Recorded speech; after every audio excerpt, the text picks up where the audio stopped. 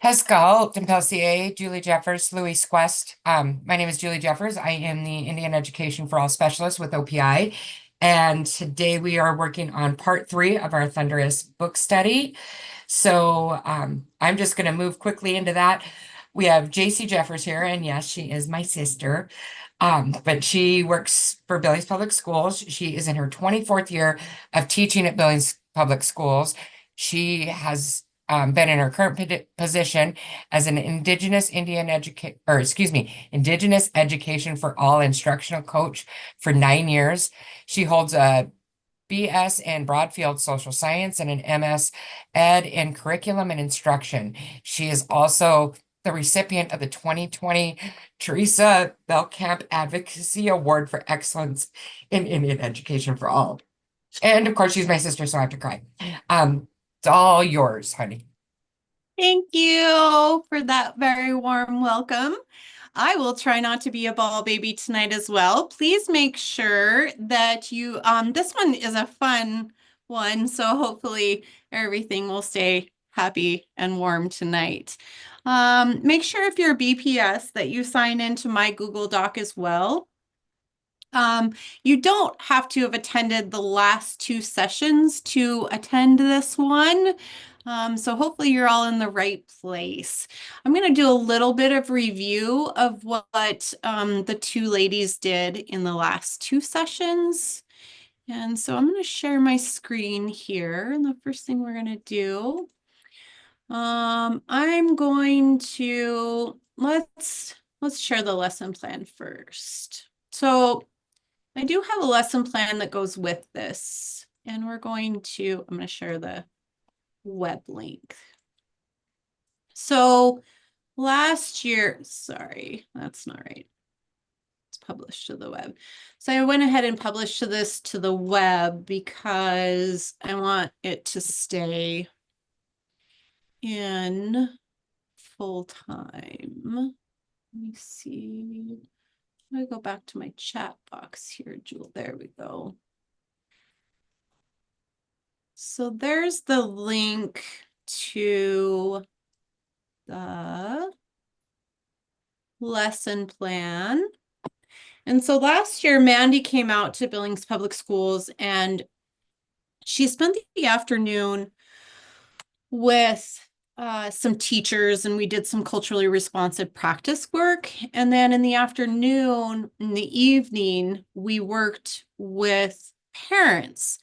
And I kind of wish that we would have had both, right? I wish that the teachers would have got the evening as well, and that parents would have got what the teachers got. It was really interesting. Mandy is just so amazing and one of my most favorite people to work with. And I wish that I could just bottle her up and have her all the time. But she is really the inspiration behind all of this. And if you don't know Mandy or haven't had the pleasure of working with Mandy, and you get the chance to see her or work with her, she is just one of the most amazing and beautiful human beings that I've ever had the chance to work with. And if you get the chance to jump at the chance to work with her. And so this is really, it's all credit to her. I had her look this over and got her stamp and seal of approval for all of this.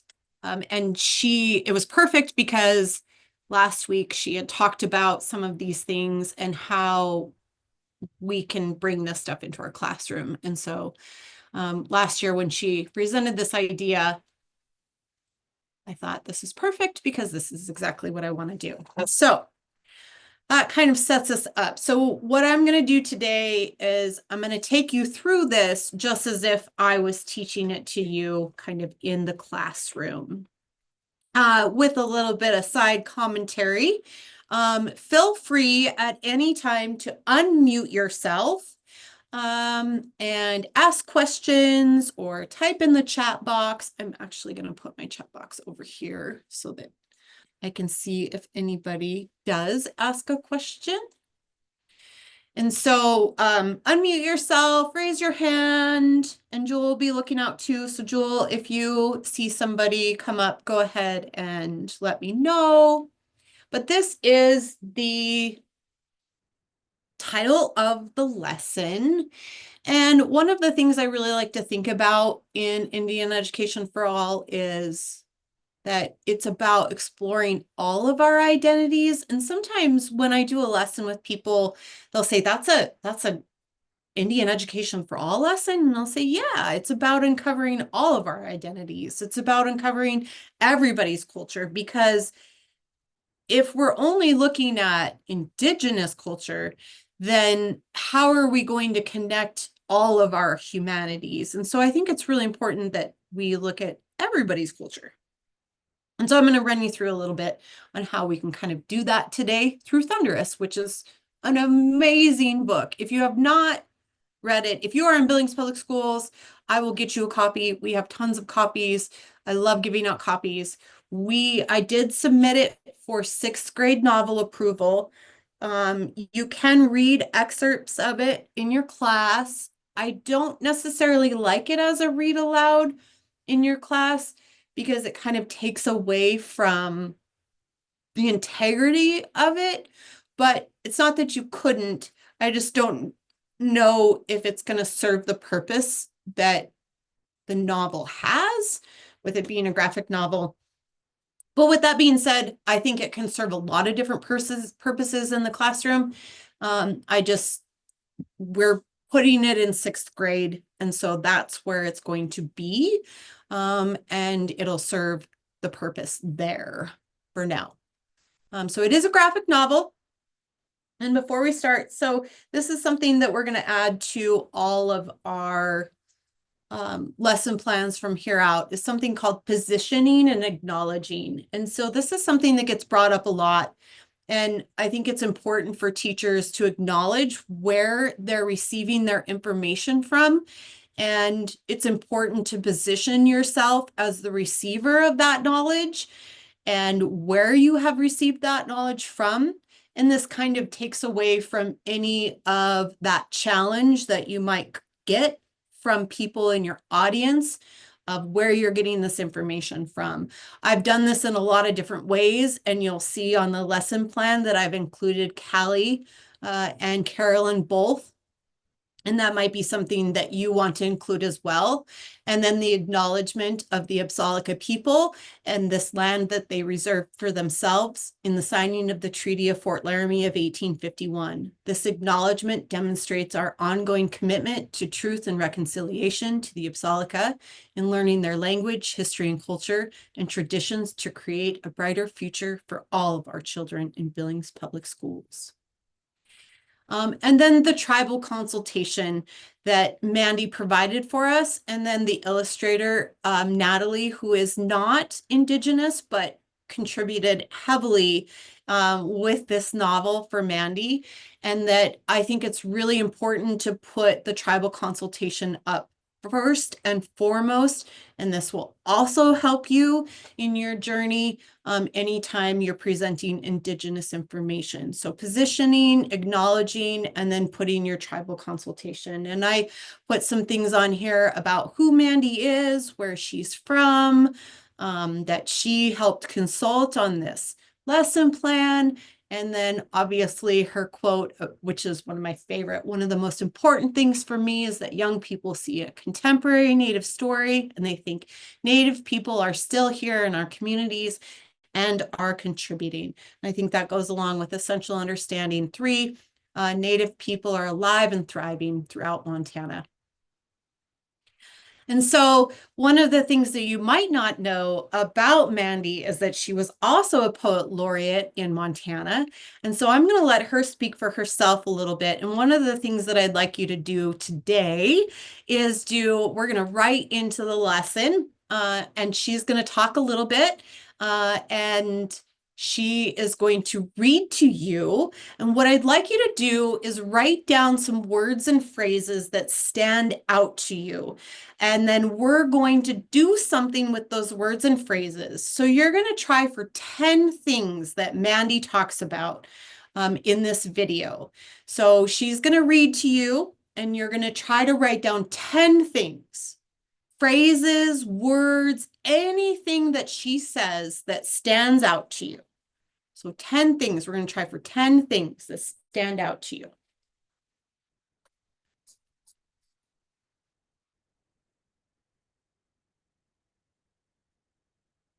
Welcome to Humanities Montana's Shelter in Poetry series. Today, Montana's current poet laureate, Mandy Smoker Broaddus, shares a selection of her poems and a Joy Harjo poem that she finds inspiring. As we all find ourselves spending time at home, hopefully with loved ones, I think there's also an important force that we can all connect to, and that is to remember. Memory is very precious. So take time to remember and reflect and connect back with the places that you've been that are important to you and significant. It might be a hike or a walk at a certain spot that's important to you.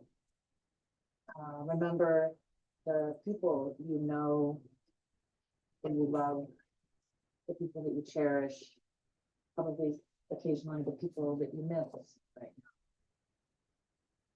And something I always try to remind myself of, again, because memory is so precious, to remember with a sense of gratitude.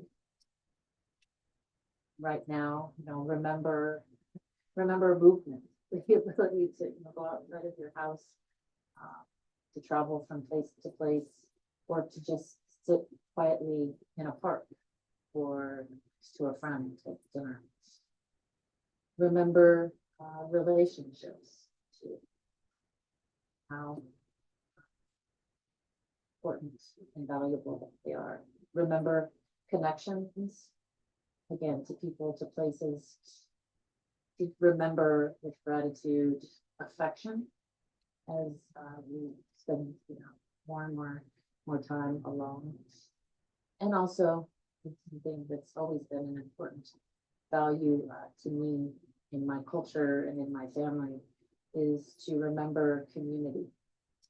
Remember the connections that we have, what makes us bind together, not just by city or location, but across groups and really across the world. I wanted to share a poem of mine that is also a remembrance of a place that I've visited and worked in often. It's a memory poem that connects to landscape and place, but also to how we connect and find meaning and possibly even a part of ourselves. This is called Heartbeat. The unsympathetic wind, how she has evaded me for years now, leaving a guileless shell and no way to navigate. Once when I stood on a plateau of earth, just at the moment before the dangerous jutting peaks converged upon the lilting sway of grasslands, I almost found a way back. There, the sky, quite possibly all the elements, caused the rock and soil and vegetation to congregate. Their prayer was not me, and so faint I could hardly discern. Simple remembrances, like a tiny syncopated chorus calling everyone home, across 1,000 eastward miles, and what little wind was left at my back. But I could not move, and then the music was gone. All that was left were the springtime faces of mountains gazing down, their last patches of snow luminous. I dreamed of becoming snowmelt, gliding down the slope and into the valley, with the promise and assurance that there is always a way to become bird, tree, water again. The other poem that I've chosen to read is by our current U.S. Poet Laureate, Joy Hartford Joe, Muskogee Creek from Oklahoma. Also, you know, obviously incredibly proud to have a Native woman as our Poet Laureate. And Melissa Bosney and I had the good fortune to meet her and spend time with her. But I've chosen this poem, and you can actually find it many places online, but also on poets.org. I'd read it before. Well, no, I came across, this is a new poem. I came across this last week, this week, and I was just moved by it. And I think in times of uncertainty and questions, this poem to me was like a guidepost. It felt like I was getting very, very clear direction on how I might, you know, elevate my spirit, my thinking, my heart, and find a path forward with pretty direct guidance from Joy Hart. This is called For Calling the Spirit Back from Wandering the Earth in its Human Feet. Put down that bag of potato chips, that white bread, that bottle of pop. Turn off that cell phone, computer, and remote control. Open the door, then close it behind you. Take a breath offered by friendly winds. They travel the earth, gathering essences of plants to clean. Give it back with gratitude. If you sing, it will give your spirit. If you sing, it will give your spirit lift to fly to the stars, ears, and back. Acknowledge this earth who has cared for you since you were a dream planting itself precisely within your parents' desire. Let your moccasin feet take you to the encampment of the guardians who have known you before time, who will be there after time.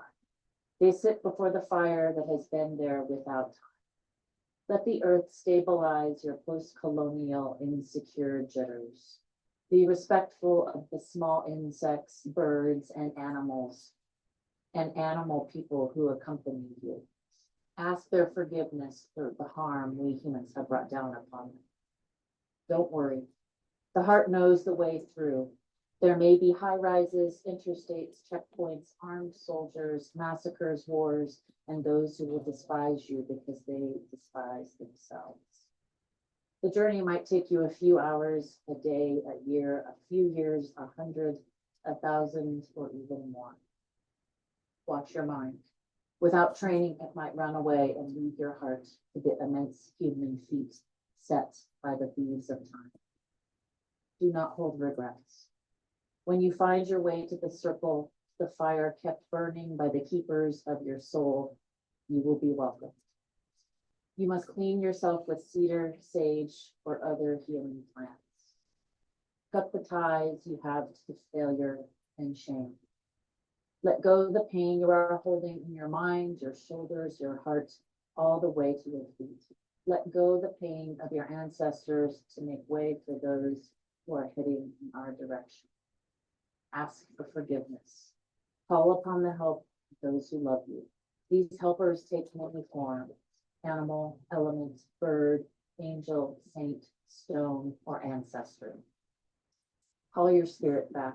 It may be caught in corners and creases of shame, judgment, and human abuse. You must call in a way that your spirit will want to return.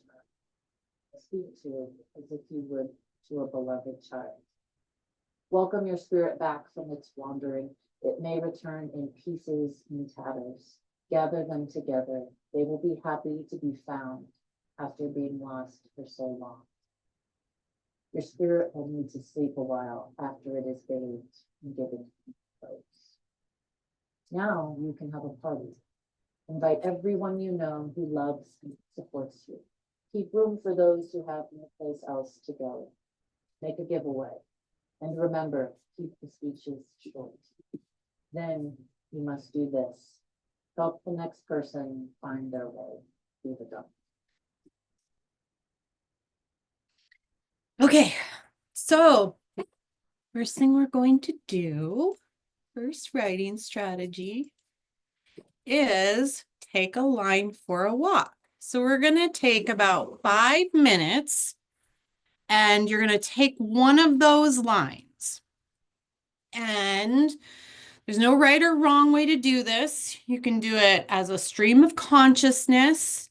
And you're just going to try to write for the whole time and take one of those lines that you wrote down and have it start your writing. So one of the things I wrote down was memory is precious. So I would use that line and try to use it to start my writing.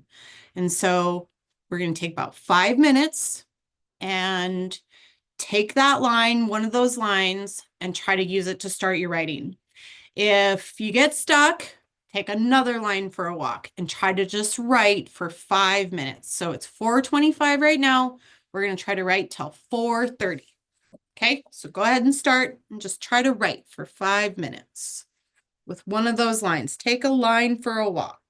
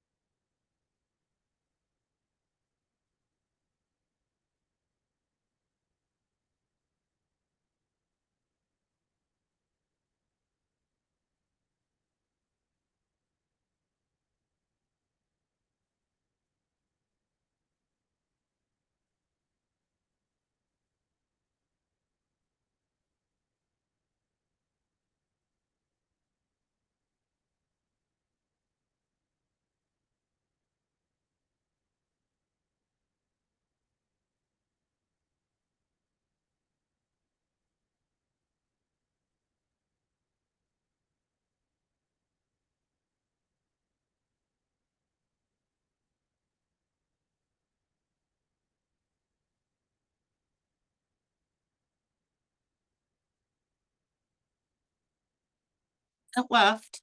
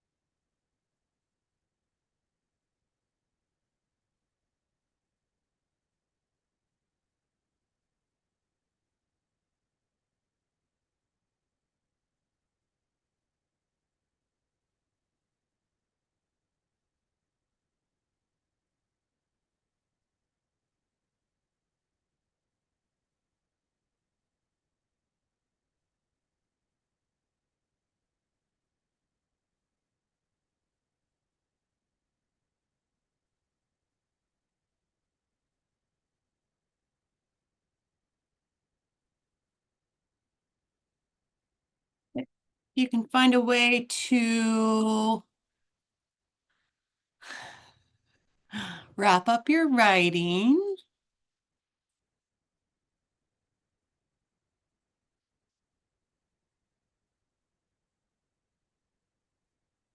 Yes, she's very soft-spoken, Chris.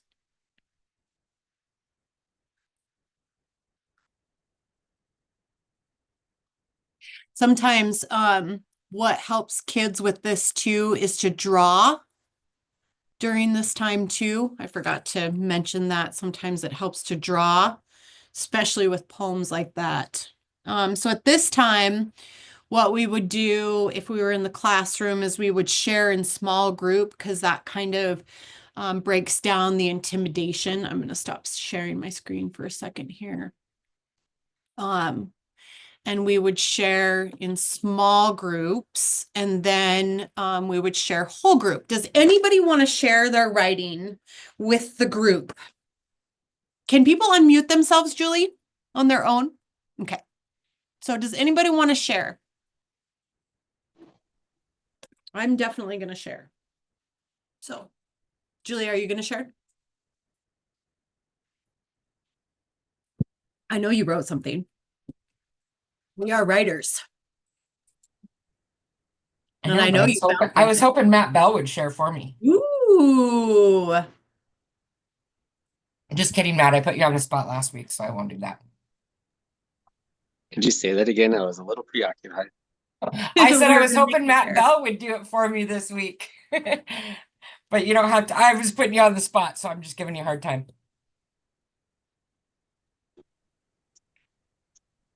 Happy to help with anything I can. Oh, I can share. Yay! okay. Thank you. Hi, Thank Julie. you. I'm new here, but I'm so excited. I wasn't able to come to the other ones. I was traveling, but I'm so thankful to be able to be here with you. I kind of wrote it more poem-like than I anticipated, so not sure, but the line that I selected was take time to remember and reflect. Take time to remember and reflect. It is more important than we realize.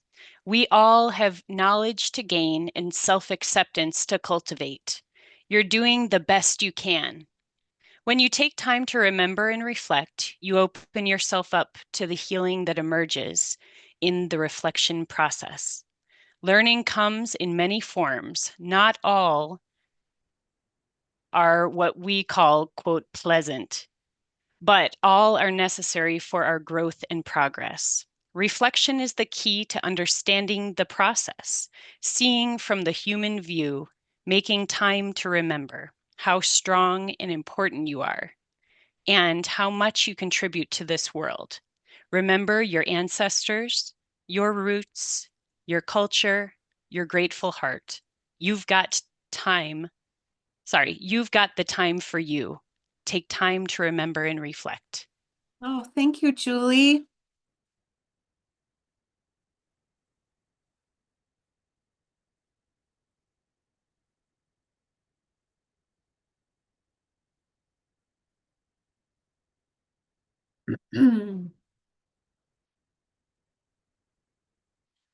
I will definitely share. I almost found my way back when I walked through that memory, but I found myself blocked by the blocked by the time, blocked by space, blocked by darkness. Where is the light? Where is my hope? Where do I find my spirit?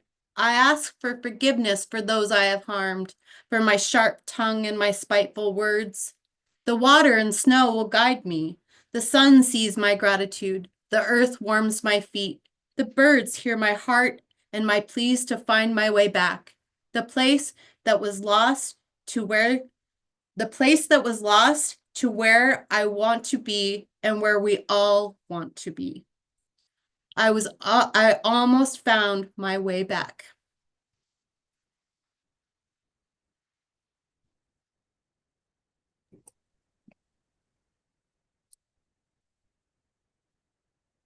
I'm just a doodler and I drew.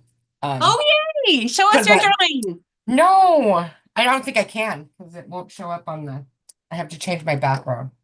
Um, but I was doodling and drawing because today we had a lot going on with buffaloes and stuff. So I was trying to draw a buffalo at the same time and just think about what Mandy says because I am not a poet and I think it's really cool that you both wrote in poetry because that was beautiful to listen to from both of you. Thank you. And I find myself, I do that, especially when I listen to Mandy, right? Because we have mirror neurons and we like start to sing song in the rhythm that Mandy's doing it. And this is why it's important to listen to proficient readers and proficient authors and people like Joy Harjo and Mandy Smoker Broaddus, because they are people that are going to help us be more proficient in these things.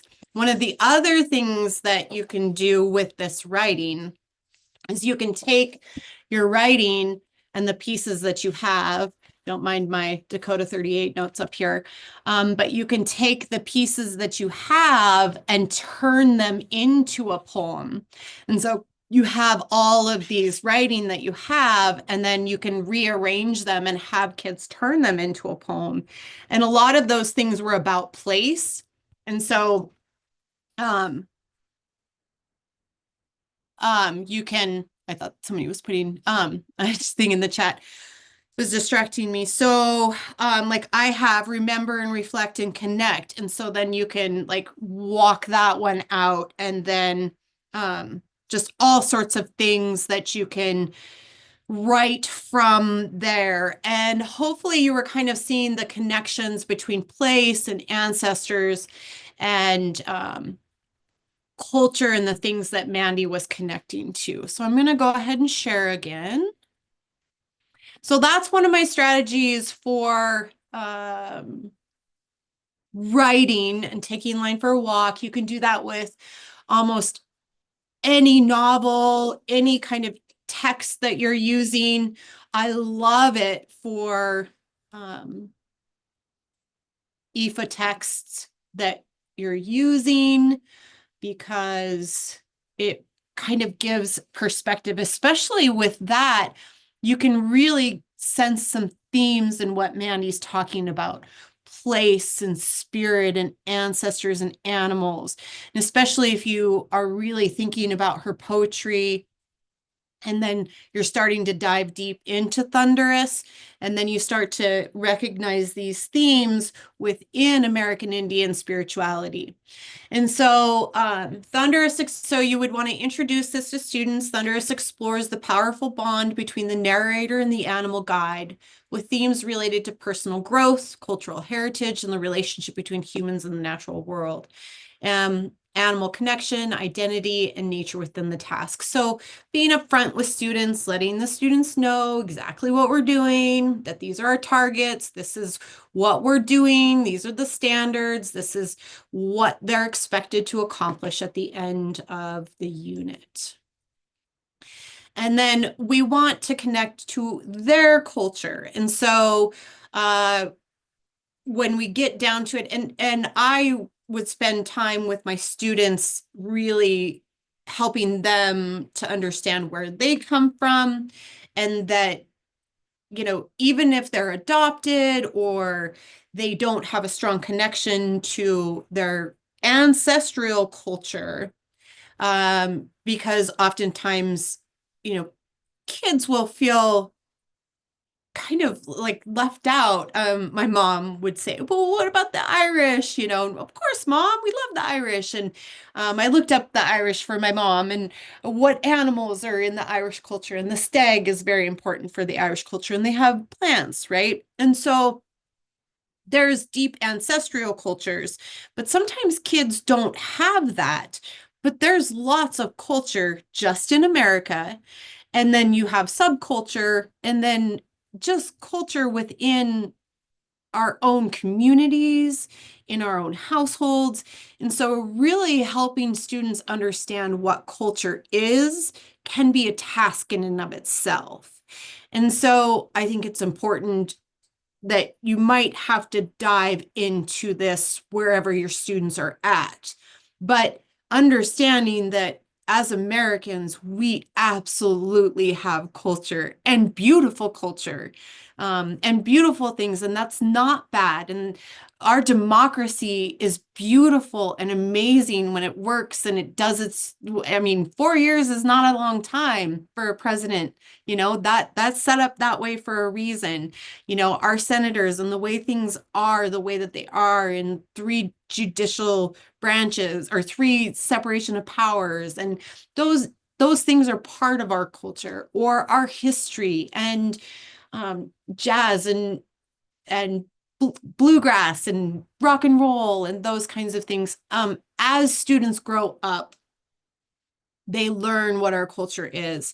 And so exposing them to that and connecting them to culture and helping them understand what culture is, even if it's not an ancestral culture, because kids will sometimes grab on to American Indian culture, and that might not be appropriate either. Now, everybody can wear ribbon skirts and dance in intertribal at powwow, but we don't want kids misappropriating, and we have to work on that as well. And so finding those connections to your culture is what's important. And so navigating those things and helping students to navigate those. So these are some of the writing prompts and things I do with my class.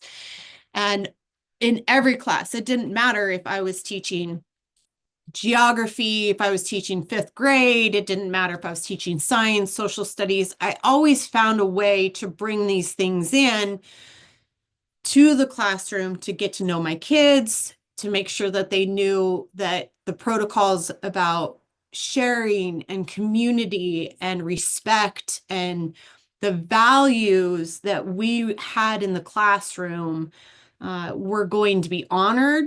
And we set our norms by how we shared, and that this is how the classroom was going to be. So one of the things that we did was sharing your favorite family traditions. And it didn't matter if it was Super Bowl Sunday, if it was your favorite Thanksgiving traditions. I've been thinking about that a lot lately because we're writing Thanksgiving lesson plans right now on truth and reconciliation.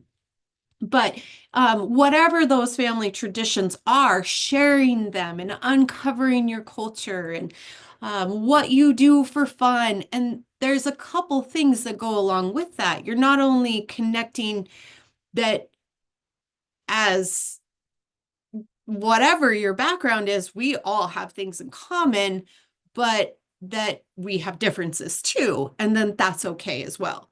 And so, you list, these are kind of the procedures and something that I would do. And so while you're teaching Thunderous, you can be, weaving these in. These are also things that you can weave into any classroom, in any novel, in any study that you're doing. And you can kind of modify them for any classroom assignment that you're doing. If you're teaching art, you can draw family traditions or work them in some other way. In a science classroom, the teachers were doing the chemistry of the food in the family tradition that they were doing. Another science teacher was doing the family traditions, and then they were doing the metabolism with it. Another one was doing the food and then the ecosystems that they were coming from. So there's lots and lots of mileage you can get out of these writing prompts if you're not just an ELA teacher. Cultural share out, which is one of my favorite ones. And so this is the one that I actually do on the first day of school. And so, well, it's the second because I do names first. So I actually make slideshow. I put their names on the slide because I already know their names. So I put their names on the slideshow. They find their names. They put their family, their pets. And I think you've seen this one too, right, Jewel? And I give them examples, and this is where they're getting to know culture and all these things, and they share them, and then they add to them over the year, and we're constantly adding to them. And sharing them back and forth, and students refer back to them all the time, and with honor and respect. And, remember, this is important to remember this about the student.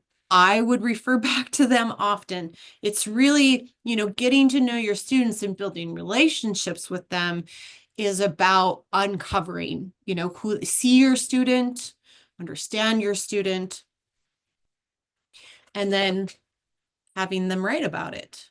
And so the culture tree, this is one that I have them do. And Mandy spent a lot of time on this one last year when she came and we worked with her and she was working with our teachers. And this is, when you talk about deep culture, you may never, ever really get into deep culture and understanding your students. And a lot of the things in American Indian culture, you may never be privy to some of that information. We were on the bus last year and Cactus Runs Above was telling us about some of the things in Sundance, and we were kind of giggling at him because I said, Cactus, I don't know if you're supposed to be telling us some of this stuff. And he said, oh, it doesn't matter. The new generation's going to get over those things, Jacie. We're going to let those things go. And I just giggled at him. I was like, I don't know if your mom and dad would agree with that. But there are some things that we might not know about. You think about the Mormon religion. Some things are very coveted, and that's okay, or Islam, and that's okay. Those deep-rooted cultural things, we don't need to know those things. And that's okay. And we have to be okay with that sometimes. But holidays and food and language, those things are good, and acceptable food sources and personal space. But if you are let into the underworld of people's culture, consider yourself very honored and very lucky. And that's great that you do. And you can have kids do this where they, do the branches of their tree and the trunk and the roots, and see how much of their world that they let you into, and have them share with each other. I've seen teachers where they do trees in their classroom and they do a leaf, a leaf and their favorite, music and what language they speak and their holidays. And then, they have a part of the branch is each kid has a part of the branch, and then each kid has a part of the root. And so it's that everybody is a part of the tree. And so I really liked that one as a teacher upstairs in the L group, with our L kids and our academy upstairs. So it was more part of a community. And so there's ways that you can build this into as a writing prompt. And so if you haven't seen some of this stuff, I hope these things are useful for you as writing prompts and ways to get kids starting to think about how you can use Thunderous into what the writing prompt that I'm going to give you. This is another one, thinking about place and culture and identity is an I am from poem. It's one of my favorite. You have kids write about their identity, where they're from. You can get these all over the internet. Adults really like to write these too. And they just fill these out and share them, and they can publish them. You can turn them into canvas and posters and drawings, and kids really like this too. What is your fry bread? This one is really great too, in kind of conjunction. This tells the story about resiliency and Indigenous people. And then you can get the story off the internet. The author will read it to you. And then you have students write a story, a narrative about their experience of their own fry bread, right? So everybody kind of has maybe something that's with their culture, whether it's ancestral or with their, just their current family. I'm going to show you one here real quick. So I did this with teachers. And so this is Sarah Lord's. one of my teachers in a group that we have, and she did chocolate chip, right? So this is not ancestral, but this is something that her and her grandmother did together. So this is part of her home culture. And she wrote the story, and this is what she published as part of her home culture and her writing that she did for a group that she was in. And it's chocolate chip cookies. And so this is her fry bread. And so excuse me, you can have kids do this as well to uncover who they are. And then it also teaches the history of fry bread. And you're not using fry bread. And then you share the recipes and everybody gets to eat and it's super fun. So those are some activities that you can do while you're reading Thunderous as writing prompts to get kids thinking about their own values. The other kind of, distance that you get from these kinds of activities that's really important is you start to uncover who in the class is Indigenous as well, if you have any Indigenous students, and they're going to start speaking up and sharing with you a little bit, which I think is really important. And then I start to have these conversations with students about virtues, are they the same for everyone? And then we start to define them, is the definition is morally good traits linked to ethical behavior or integrity. And so in the graphic novel, the code of virtues, right, are what the characters are helping the character with. And so this is part of every culture since antiquity. Aristotle talked about them. Prudence and courage and temperance and justice promotes balance and ethical living. And so I think it's important to lead students in a conversation about this, that, are they the same for everyone? I think 6th grade is where we have this book, I think can start having conversations about this. You could have, a classroom discussion about what your virtues might be as a classroom. Do you have virtues? Could you assign an animal in your classroom? I know that some schools do have animals. Do animals have characteristics of certain virtues like courage? I think that some animals might, and that's probably where Indigenous people got some of those ideas from. And so these are the questions that students would be stopping and discussing as they're reading. So what is the central animal in the story? How does it help or challenge the narrator?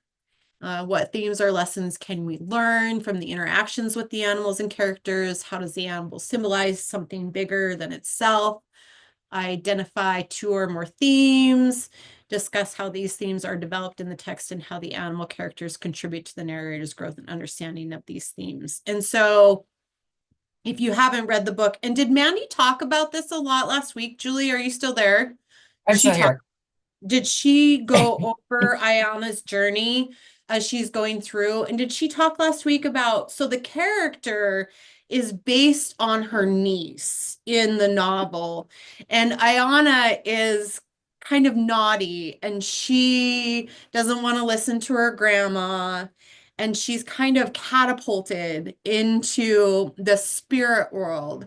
And she has to, and then these animals help her in her journey. And so this is very similar to what somebody might experience on, a vision quest. And so that's kind of the parallelism that we see. And I'll get into that in a second. And so that's what the character is experiencing. And I don't know how much, I mean, I've provided that information for you as a teacher.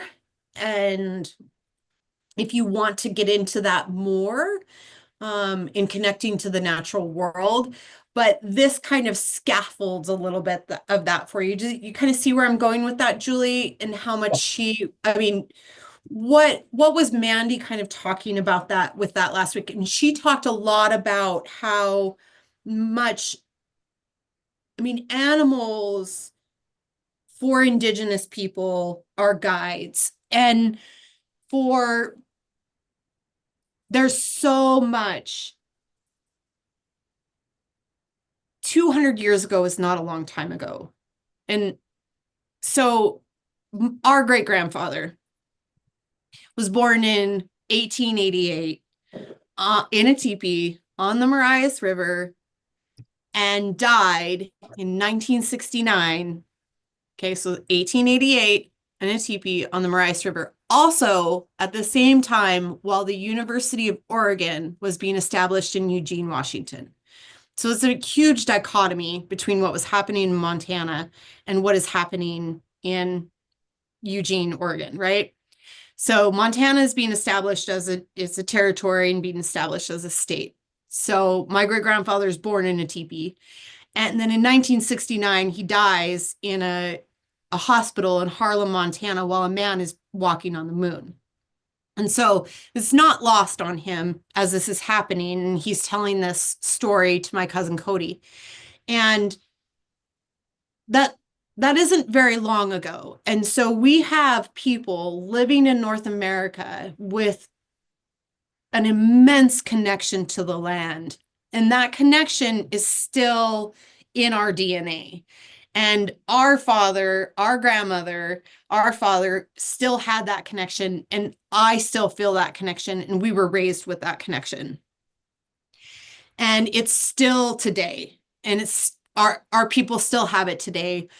And boarding schools tried to remove that connection, and it can't be taken away. And we still listen to the animals. We still hear the animals. And it's not like we're talking to them. That's an English word. But there's a relationship that I think everybody can. And Robin Wall Kimmerer talks about this in Braiding Sweetgrass, right? And she talks about that everybody can have that connection. It's just some people have lost that connection, and everybody can get it back. And so this is kind of the way to get it back a little bit, is reconnecting with the earth. And so if you can find ways for you as a person to reconnect with your ancestors and your people and your culture, not misappropriating it through Indigenous ways, but through your own way, that you can become a little bit more whole yourself, and that everybody can have that. And so, and that if you're feeling a little lost, it can help you.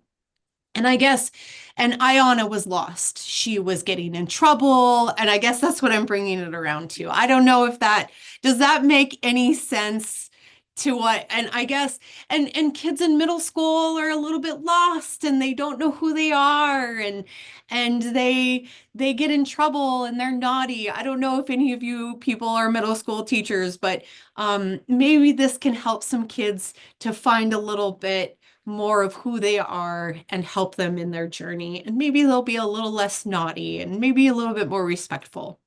And so we're trying to help them connect to the natural world a little bit more. So I went to New Orleans a little while ago, and one of the things that people are doing in science around the country is empathy animals in their classrooms, so they connect with fish, wildlife, and parks with an animal that is endangered or becoming endangered, and they raise the animal in their classroom that's critical or whatever. And the terrapin turtle is critical. And so all over the East Coast and down through Louisiana, they raise terrapin turtles, terrapin is an Iroquois word.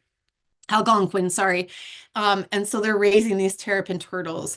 And so this is a way for all students to connect with the natural world, because for so long, the human has been seen as the top of the pyramid and disconnected from nature. And we're trying to find ways to connect humans more with nature and see themselves as part of the food chain and those kinds of things. And so connecting with the natural world.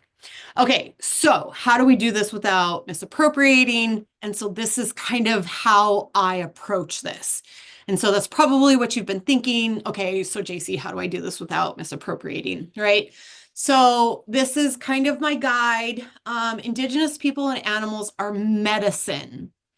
The word spirit animal is misappropriated in the US as pop culture. Similar concepts exist, but we don't really call them spirit animals. So try to avoid that term or that word. For American Indian people, a guiding animal or spirit is often received through vision quests. So one of the examples I use is Chief Plentycoo's. He had a vision of the chickadee, and that's just something I use because it's close to home and I know him really well. I think you could probably find this in any place around the country. I just know Plentycoo really well. This is an example I know and I verified. You could probably find this anywhere. This is just one I know and am verified and have a lot of knowledge on. The concept is sacred and earned through significant spiritual trials, okay? And it's reserved for Indigenous people. So saying, just like jingle dresses and regalia and like, awards for military people, it's reserved for Indigenous people. It's culturally disrespectful for non-Indigenous people to claim this term or right. And so non-Indigenous people may be invited by Indigenous people through adoption ceremonies or marriage, but this is rare and it's right only earned through spiritual practices. Indigenous spiritual beliefs and practices are cultural principles, and unless they are shared with you as an individual by a tribal member, it's important to use caution when working with or using something that might be earned. Avoid using the term spiritual animal. The chickadee was Plentycoo's medicine. And so that's crow. That's what I know about that. And so the chickadee, if you don't know about the chickadee, he's super cool. And so the chickadee, this is the chickadee. I don't know does he still work? Oh, he does. He still works. One of my students got that for me because I was so obsessed with him. Now you need to stop, buddy. So the chickadee, he doesn't migrate south for the winter. And he will lower his temperature to 80 degrees to survive. He is considered a very mighty bird because he's so small, but he's so resilient. And he's very quiet, but strong. He's a good listener. And so when Plentycoo had his vision, when the elders interpreted his vision, the chickadee was his medicine, and that was the vision that was interpreted that he needed to ally himself with the United States Army in order to preserve his culture. So I have a whole lesson on that as well, and the chickadee and that if you're interested. So the chickadee was his medicine. Here's some other concepts that go around this as well. As far as connection to nature and plants and animals, totems, animal sacrifices, ceremonies, and dances, like the chicken dance. I don't know if you've ever seen the TikToks with the chicken dancer and the prairie chicken, super cool. Hunting and harvesting practices, storytelling and oral traditions. All sorts of, scary stories too, symbols and arts and crafts, dreaming and animal communication, naming, right? Lots of naming comes around. When Walter named me, a blue jay, when he told me that was my name, and then why he named me Blue Jay. If you ever go look up Blue Jay and you know me, that you'll know why I'm named a Blue Jay. Seasonal ceremonies and offerings, observing and mimicking animal behaviors. And so helping students understand this and why it's reserved, but then you have your own culture and you can find an animal and you can still connect to nature on your own terms. So everyone can connect with nature.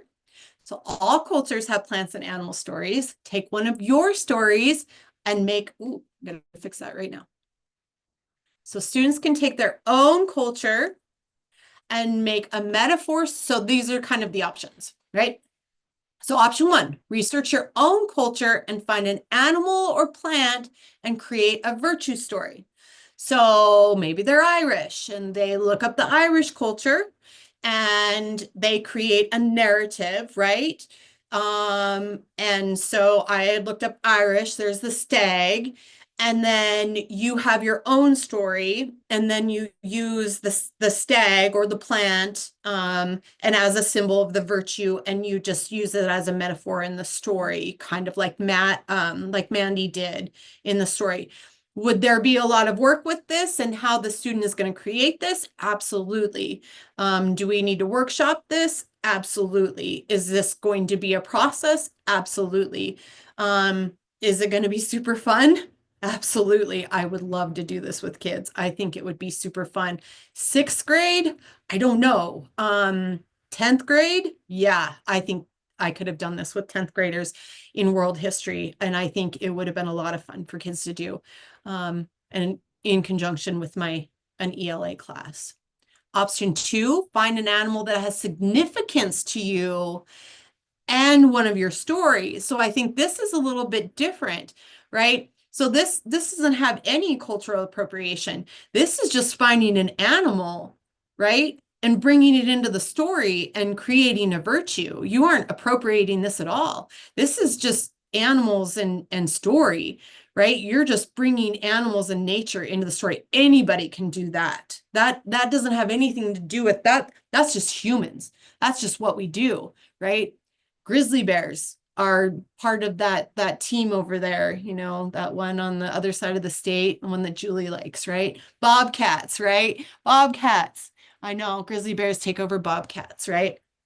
So you have the animal go on it, you know, you can be the animal, right? You can always use animals or plants as metaphors and stories. And I would encourage this because have the plant be a guide, right? In your story, have an animal be a guide in the story. I think about some of my stories that I wrote as a kid and how fun that would be to have, you know, some of the characters in my story be plants or animals rather than people.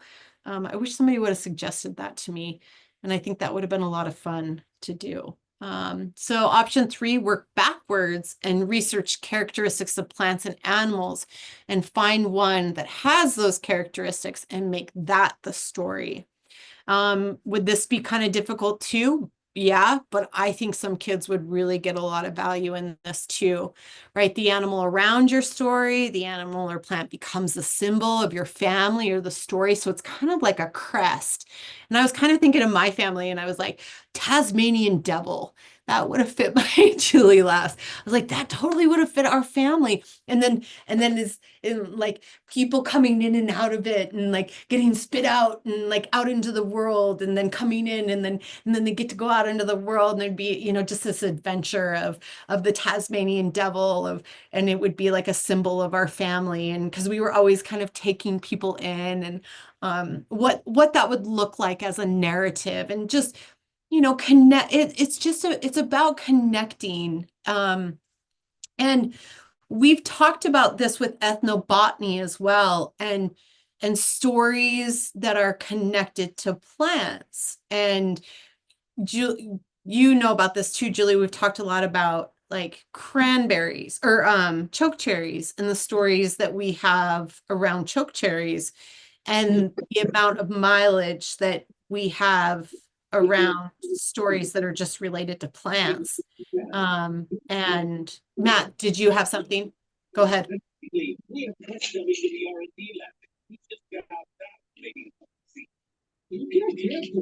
Matt unmuted himself, but he doesn't want to talk. And so I think there's some connections with ethnobotany that you can do here. And I have some stuff on that as well that I think can be brought in with this as well. And so I think that we can get a lot of mileage out of that. So so this is I do have some instructions for how kids would carry out the narrative. And so I have this built in as well. The things that they would need to include in their writing. So the kids would choose option 1, 2, or 3. We workshop it for a while. So we read the book together. They're, doing all these writing prompts. And then here's the things to include in their writing. I do have L and language objectives built into the lesson plan as well. So if you have L students, and then also in the lesson plan, so I have students will read, so language objectives. So students will have the opportunity to write a story that aligns with their academic level. And so if you have, this one's pretty good because if you have students that are newcomers or heritage language speakers, really encourage them at whatever writing level they're at, or even possibly in their heritage language or their home language to be writing this story. I think this is a real opportunity for them to be able to write in their home language or their heritage language. And I think this is a great opportunity to do that. So I don't actually have an alternative assessment or language objectives for this, but I do.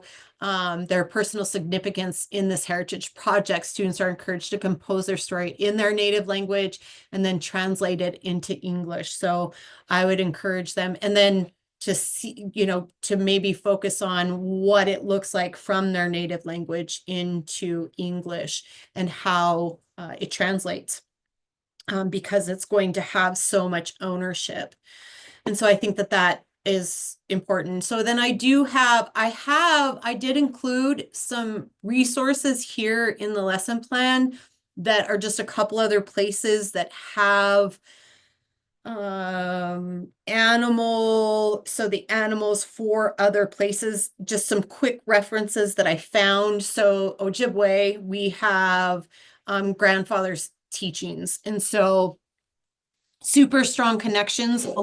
Most of the ones that I found in my research are 7, which is super cool. 7's a important number. 4 and 7 is, I like to call them sacred numbers. It's kind of weird to call things like a sacred number. That's kind of it's an English term, doesn't make a lot of sense to me, but it is. They're sacred numbers. But we have the grandfather's teachings in Ojibwe, super cool.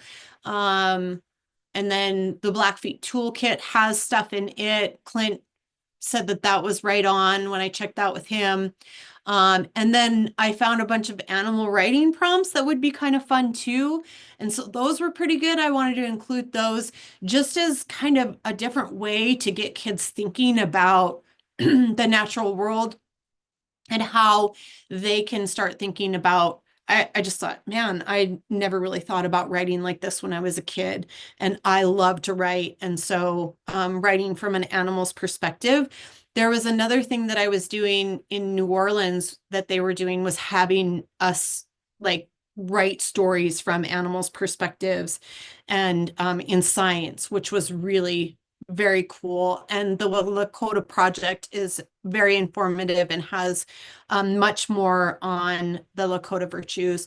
If students wanted to explore the Lakota virtues and maybe work with the virtues more, the ones that Mandy doesn't cover in Thunderous, and maybe just work with the virtues, not necessarily write stories about them or their own stories about the virtues, but working with those virtues and what they mean to the Dakota people. So that could be interesting. And then I do have a rubric for the narrative. So I wanted to make that available as well, also because I was creating this for our people. And so I have the slideshow available, how you go through the slideshow, and then pretty much everything I just did with you on there. And then, just has a little bit extra background. And then I like to include how you use the actual essential understandings in there. Montana writings, I take them right from the Montana standards. I don't use stuff from our own district. I always try to take them from Montana. So I think that kind of covers it. Anything, Julie, that you're thinking of that we originally talked about? I wanted to leave 15 minutes before I stop. I do see something in the chat. How long do you typically spend on this unit? So a week. I don't think I would spend, so a couple of the writing prompts I would have already done with kids. So they would have already started thinking and been thinking about their culture, but I probably, and the narrative writing piece might go on a little bit longer, but I don't think I would spend more. It says 2 to 3 class periods. So I don't think I would spend longer than 1 to 3. I actually, let's put 3 to 5 between the reading and the writing prompts. And then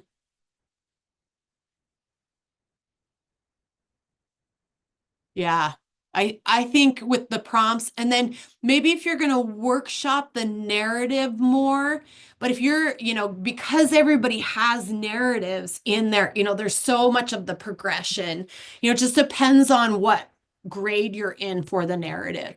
And if you're not writing narratives, and so if you're not ELA and you're not writing narratives, I don't think that you need to spend as much time on the narrative, because if you were just going to do like Sarah Lord's What's My Fry Bread, you might just do something cool like that, and you're not going to spend as much time on it. You're just doing kind of an IEFA lesson with Mandy and diving deep into the natural world and covering spirituality a little bit and the Dakota people. Then you're probably 3 days, and I think you get a lot of mileage out of it, because I just do. I think you get a lot of mileage out of it. There's so much depth to what Mandy is diving into. Okay, I'll stop talking now. Anything else? So I think anything. What do you think, Joel? What else? I know we talked about, teachers that are not ELA. Yeah. So I know we have 2 art teachers in here today, at least that I know of. Oh, KP's not here, but Christopher's here. Like, what would you use this for in other subjects? I'm going to put it right on you. I know we've talked about it a little bit, but not. Yeah. We want to pick your brain. Yeah. And like with art, for me, I would do the stories of the plants, and then I would draw plants. For me, that's what I would do. And I would do stories of plants, and then I would draw plants.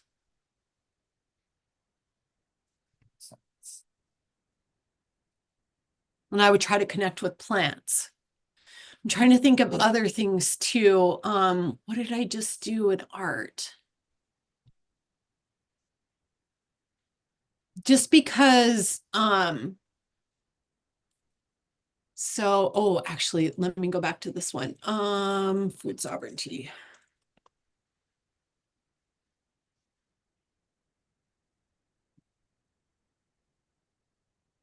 So I just wrote this lesson, and it's on Indigenous food sovereignty and health. And so,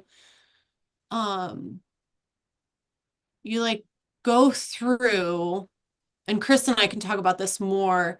So it like takes you through, food sovereignty, and then preservation. I'm trying to think like, so like one of my biggest things with this is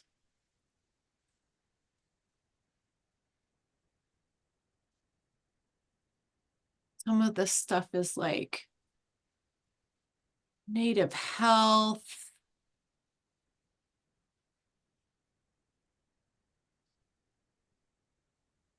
My thing with it's just like the sketching involved in, I mean, I don't know. Chris, what do you think? Chris, do you want to unmute yourself? What do you think about any of that? Like, is there any mileage in sketching plants and drawing plants? Well, welcome. So for myself, I teach R2 class and Art 1 class here at West, and we are working on insects where we're using a big set of Prismacolors to color insects so they become more dynamic and round. So when you guys are talking about plants, I imagine there's probably some insect stories Oh, yeah. somewhere. And so maybe I could incorporate instead of, and I use this to like bridge between a cross-curricular science. So art, you know, a lot of science classes use art to bridge a little bit, but I like to work the other way where I'm actually taking the thing that's like, so for this project, it's, you got to draw an insect. It's got to, at the end product, it's got to look more round. It's got to look more dynamic. It can't be flat. And I teach students how to use colored pencils, and then it has to have it's the name of the insect, its genus name, and then 1 to 3 facts about it. And I guess I could change, look up insects that have maybe their place in indigenous cultures, right? And I know this amount of that, but I imagine I could probably find that out. Yeah, I like it. I love it. I'll write it down, Chris, and then let me see if Julie and I can get some stories for you too. We'll see. Sure. Yeah. Awesome. Yeah, just gather some for you. And I mean, that's what a lot of it's about sometimes, is just bringing in stories and history. I like that because it's just stepping out of your box a little bit. And I love the cross curricular. I think that's great. Try. So yeah, Matt. I really like the suggestion of the plants that you brought up, because I haven't really thought of that. And I know when I was with you when we went to that gentleman's home. Oh yeah, I went to, yep. And he was talking about all the different plants, and he was pulling stuff and passing it around, and people were biting into stuff. And so yeah, that's it's something I've never experienced. So I appreciate that. Thank you. And then Matt Bell was talking about symmetrical lines. And then could be an artistic approach to deconstruct them, some of them, and reapply them too. So that's an approach too. And then even, and I do have some stuff on specifically Superman's, Christian Parrish's, his regalia. So him and I, like, we took pictures of his regalia, and then we like deconstructed it, and he showed me like some of the meanings behind it, and I have it all on a slideshow. So it's just, and then I have like the appropriation stuff. Were you there for that stuff too? And like, what does it mean to be an Indigenous artist? I have that stuff too. So I think I was, but yeah, I mean, I've been to so many. I know, right? So, and then we're doing another big institute this summer too so Amy, we have some more stuff with Amy coming up. So don't look at my background, because yeah, that's not the important part. So this is a new book by 2 of the professors up at nice. SKC. Nice. So I'm just trying to give you another resource. That's great. So we have the Salish word, we have the English behind it, and then our artist is Aspen Decker, who I is love it. CSKT. But this one, for our ELA, has a reading program in it like what we need to do at second grade, how to get them through it. But I'm thinking because there's a lot of bugs in it or the animals, Mm, it's just another resource to look at those books. And then the poems, nice. page by page prompts and extension activities. But Cool. even though it's a second grade book, we need to look beyond that when we're Yeah, our high school teachers. It's okay to absolutely. bring in this book. It's okay to bring in double, not half if you're a counselor in Absolutely. ninth grade, because Absolutely. it's going to get us conversations. It's a conversation opener. So this one Absolutely. is on Amazon. It's only on Amazon, guys, because all the money goes to Fish and Wildlife. But if Okay. anybody's looking at it, Yeah, and Chris, let me know if you want that and I'll grab it for you too. You know, We might just put it in our art kit that we're making right now. any resources, you know, from a high school standpoint, any resources that allows me to make a bridge? I mean, maybe I might not use it now, but I mean, it's one of those things you kind of have it in the back of your head and you Yep. start it and then all of a sudden, and it just takes off. And so, and one of the things that I really got was I had a student that has a freshman, she was Native American. And we went to, it was like down at the Sheridan Hotel, and the kids got to stand up and speak about things they wanted. And they were very passionate about wanting more Native American, you know, things I can't really get them, but history and context and acknowledgement. And so I knew the student really well. And I just asked her, I approached her when she was like, you know, in the throng of making these statements. And I, instead of shying away, being like, you know, she's like really like heavily involved in the emotional context at the moment. I approached her and she was just like, yeah, Mr. Howard, you should have did this, you should have did that. And I just thought, I'll take that. Like, I'll take it. Like, that's my failure, but it was an eye opening that they're astutely aware what they're getting and astutely aware what they're not. Thanks, Chris. Yeah, I appreciate that. We're all doing the best that we can. is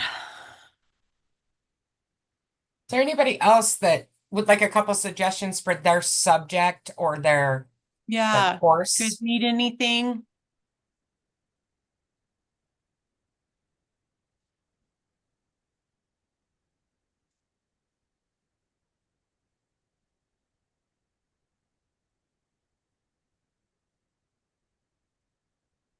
Today. And Trisha, I see you added yourself here. Did you get signed up on Midas? I just want to make sure you're in Midas.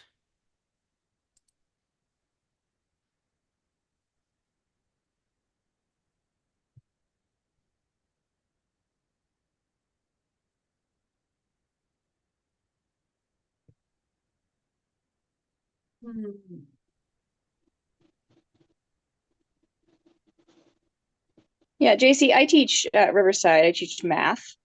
Okay. And did you get signed up in Midas? Yep, I did. Okay, good. And I just like I use a lot of different, you know, getting to know the kids and how to build that relationship with them. But I'm like feeling kind of lost in like, you know, I've got Amplify to teach. I've got to get, you know, like how to integrate these type of things while also following along with my curriculum too. Your Amplify. Oh yes, my Amplify. Yes.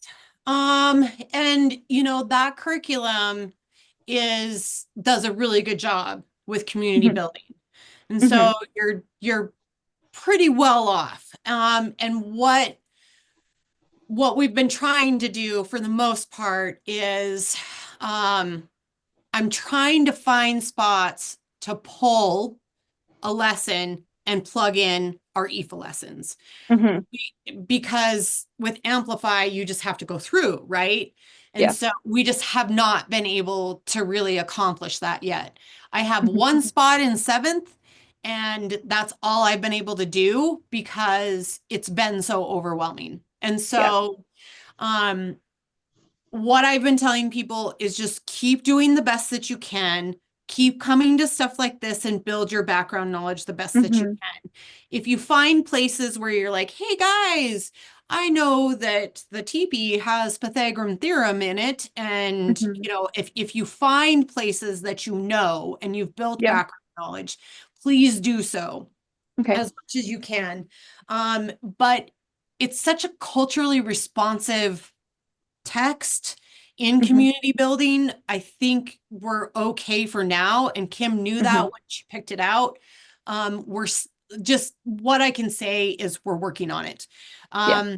And that's the best I can do. In the spring, Brooke Taylor is going to be giving an IEFA math 18-hour PD that we're hoping people are going to be able to make it to, that is on how to infuse it in while you're teaching, where you Mhm. can do basically games and then be able to infuse there. So there are some opportunities. In high school. It's a lot easier because we don't have Amplify. So keep doing what you're doing. It's coming. We're going to do better. And if you find something on OPI that works for you and it fits where you can fit it, do the best you can. Okay. We talked a little bit about like, reservations and how they're not like a straight up rectangle, or so I've kind of brought, just a comment about that. We didn't do anything beyond that, but we talked about, like, how do you find area of irregular shapes? How do you find an area right at of the beginning? yeah. Yeah, and it does fit pretty well there, huh? Yeah. That's good. That's good. And We then had a that 18 teacher that was mentioned this weekend or this week at a conference I was at, a high school teacher that was taking the circumference of her students were taking the circumference of the reservations, using mean, mode, medium. She was comparing and contrasting. God, I'm trying to figure out who was talking to me about it. I think it was Montana Digital Academy. So if Okay. I find who that was, I will get back to both of you on it, because it was really neat, the math lesson she was doing in high school. Yeah, and we'll talk more about it, Julie, and then keep sending me that stuff. And we just have to, our curriculum the material is super, Strict. yeah. And so, yep. And we're just, we're kind of, and we just got it last year or maybe the year before. And so we're trying to just let teachers get kind of used to it and doing the things like Trisha's doing, where she's like, ooh, this, I found the spot that fits really good. And I'm kind of talking about it here. And then we're like, okay, we can build a good lesson here. Now we know, we'll bring them together and then we'll build that lesson. So keep bringing me that stuff, Jewel. And then I can put it where That's it needs to go in middle school. Yeah. It's pretty tough right now. Like, we have stuff, we just don't know where it fits because we have this new curriculum material. So Okay, thanks. appreciate it so much. Appreciate all the hard work. Hey, Nicole.